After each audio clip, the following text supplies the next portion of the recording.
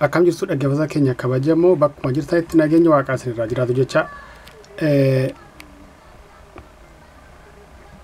akkuma beekamu hard stream kan live ittiin seenamuudhaaf beekamu hard stream jedhanii guddichi namoonni baay'een kan beekan isumaadha. Garuu immoo kabiraanis akka jiru immoo beeka.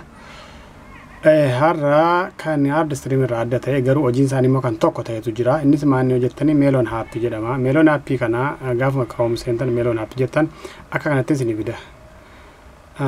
Create streaming live stream with easy kara salphaa akka live stream seentuuf jedha. Amma argaa jirtu. So hamma gaati tokko jennee hojii keenya gaafa jalqabnu moggaa ganaarraan kun akkuma hard streamiti. Hard stream irra immoo daran laafaadhaa fi network salphaadhaan kan hojjetudha. Nama kudhanii ol keessummeessaa akkuma hard stream sanaati. Mee amma login goonu emailiidhaani. Jalqabuma irratti Melon ijinni login seentu Facebook, YouTube, Facebook, LinkedIn, Dakor ምናምን kanaan seen wajjiniin oliigaltee uumuu dandeessa jira. So mee amma asirratti email tokkoon seenaa akkasittina login godhaa.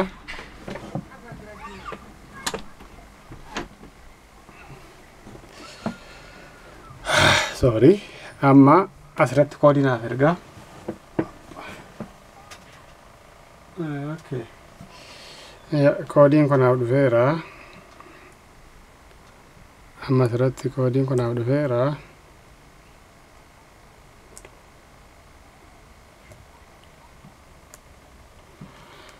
Koodiin kun naaf dhufeera waan ta'eef verified. Deemeera. Okay. Naaf ta'eera naaf deemeera jechuudha. So amma gaatii liivii seenuudhaan barbaada.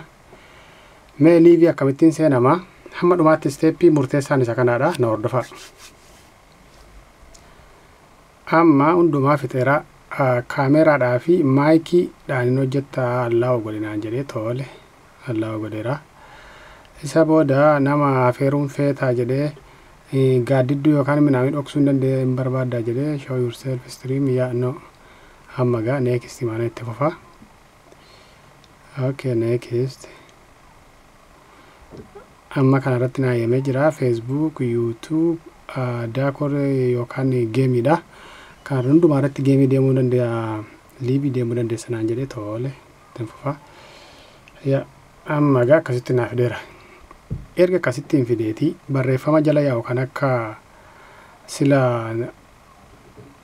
argaa turtanii sanii yookaan immoo kan akka hard stream irra deemuu sana akkamitti argannata jedhuu fi bukkee kanarraanii head seating bakka jedhu kana seenna. Erga siitii gubbaarra bakka argantu baanaarii kana agartu deeman argaa an jedha. Baanaarii kana akkasitti tuqna. Kalchaa track baanaarree erga banne amma akkasittiin wanta barreeffama sila shariikaan baasee jirutu jira isatu yaa'aa jira. Kanaafuu asittiin akka godheen iddoo buufadha. Irraa isinii gallee fi irraan isinii deebi'a. Haalaan ilaala. Track bakka baanaarii erga seenne track bakka jettu kana dhufna barreeffama jala yaa'u kana sirreessuudhaaf. So isa sila jarri barreessan dhiibneetu irraa delete goona. Fakkeenyaaf amma kan kun itti guuttadha.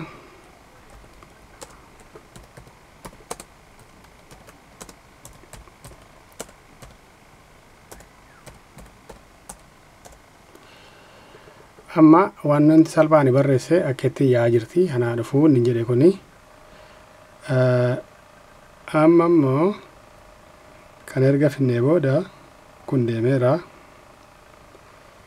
Bakka kanatti barreeffama gubbaarra taa'u fakkeenyaatii fi bakka meeloon live jettu kana maqaa koon galcha fakkeenyaatii fi amma irraa balleesseetanii maqaa koo galchaa.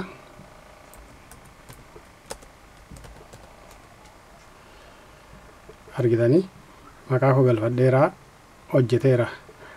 Kalerii isaanii jijjiiruudhaa fi amma fakkeenyaatii fi kalerii bakka maqaan koo taa'u kana yoo jijjiiruu barbaade kun asuma rukutaa asirra rukutaa akkamittiin warra jedhu amma sirra isinii deebi'a. Teellaatti hin deebi'a.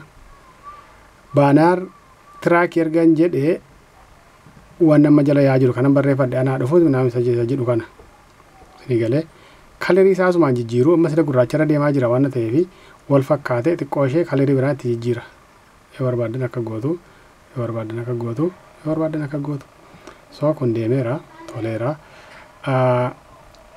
Bakka ni kiyyaa tube jedhe kanatti eessatti akkan barreesse isinii galeera inni kun asittan barreesse amma kiyyaa tube san jedhu biratti waan tokko dabaluu barbaade fakkeenyaaf 5 hin dabala kiyyaa tube deemeera jechuudha. So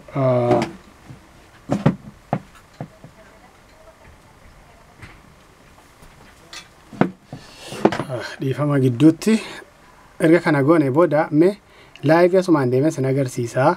Live isaa immoo garamittiin akka deemnu isa jedhuuf immoo haa ilaallu. Live gaafa deemuu barbaannu akkas goona. As dhumna gubbaa kanarraa akkaawuntiitti dabalaan jedhaa jira. YouTubein koo akkaawuntiin kaasitti liinki hin taane. Kanaafuu dirqama ammas achi seenee barbaaduun qabachuudha YouTube koo. Amma YouTube koo kun gubbaa irratti dhufeera tole.